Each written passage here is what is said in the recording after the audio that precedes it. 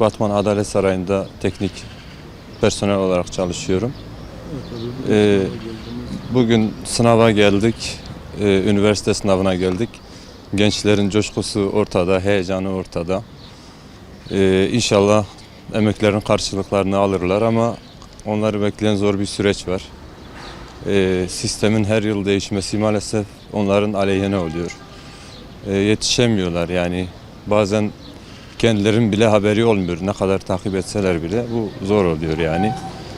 Soru formatları değişiyor. Ondan sonra üniversiteye gidiş puanları değişiyor. O yüzden gençlerimiz bayağı yıpranıyor. Sistemin liseden ya da ortaokuldan bu sınava odaklanacak şekilde devam etmesi lazım. Bununla beraber tabii eğitmenlerin, eğiticilerin, akademik personelin biraz daha gençleri anlayabilecek düzeyde olması lazım. Böyle sistemin her yıl değişken olması maalesef zor oluyor. Geçen sene mezun oldum. Bu sene ikinci sınav gireceğim yani sınava. Geçen yaz tatilinden eve geldiğim an işte başladım ben sınava çalışmaya. Yaklaşık bir 8 ay kadar sürdü. Çalışma stilim de yani ailemin tabiriyle ya uyuyordum ya da çalışıyordum.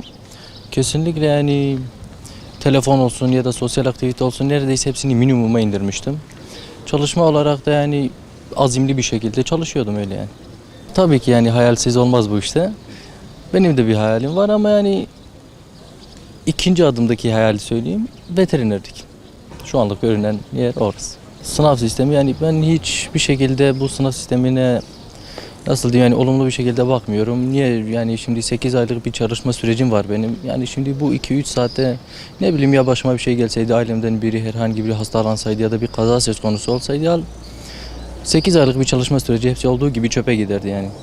Katılmıyorum yani bunun nedenlerine. Ben bunu çoğaltabilirim işte nedenleri ben çoğaltabilirim ama kesinlikle böyle bir çalışma 2-3 saatlik bir sınav, test kesinlikle olmaz diyorum. Sınav soruları ben geçen günkü TYT sınavını söyleyeyim. Sosyal ve fen gayet basitti yani yoruma dayalı sormuşlardı. Müfredata da uydurmuşlardı yani müfredatta sordukları, söyledikleri şeylere uygundu. Matematik aşırı şekilde yorum istiyordu. Hiçbir şekilde formüle gerek olmadan yapıyorlardı. Yani herhangi bir sokaktan birini çevir, o soruları sor yapardı. Ama uzunlardı. Sonuçta problemdi yani anlaması güç istiyordu. Türkçe'de hakeza aşırı şekilde zorlamışlardı. Bütün şıklar neredeyse aynıydı. Öyle yani.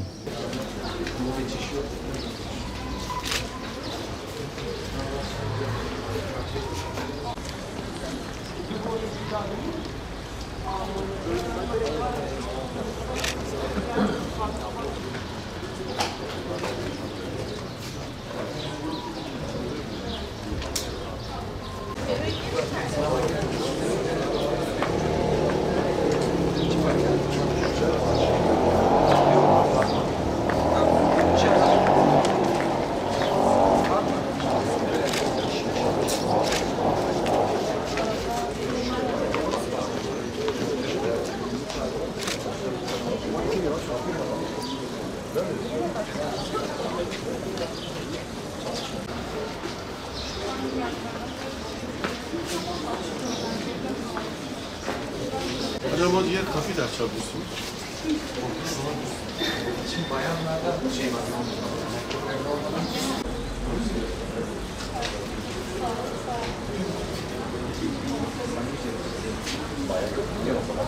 همیشرنا خاتنا 13 سال ما كل كي خدا شبوي في روجي إن شاء الله خداي تعالى بدستوي وهبالي تبدأ بيني سر حقيقي ومسلكي خسر حقيقي وشريعتي هر زمان بشغلين إن شاء الله بإذن خدي أم دعاتكن تبدأ دعاء جواربكن خدي بدستوي وهبالي بيني والله شفورات شغلي حتى يك دوي شفيد مع الشالش مسالوني ودرس خاني تم جي خو خدا إن شاء الله من ربي عالمي خوازن قوي نقلب دبيبا وتمي هباليبا سر حقيقي وقنجي وري دعاء جواربكن حمو أمجي تبدأ بإذن خدي Yani Allah hayırlısını yazsın demekten başka bir şey yok. Yıl boyunca çalıştılar, emek verdiler.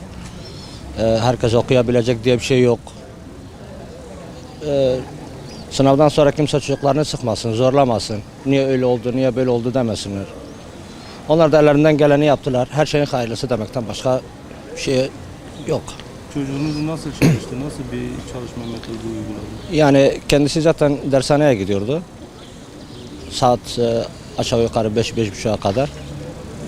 Ondan sonra akşam da kütüphaneye gidiyordu. Yani bu şekilde hafta sonları kursları vardı, kurslara katılıyordu. Yani bayağı emek verdiler artık. Onun bir Rabbim çalışma hayırlısı. metodunu- Yani tabii mutlaka.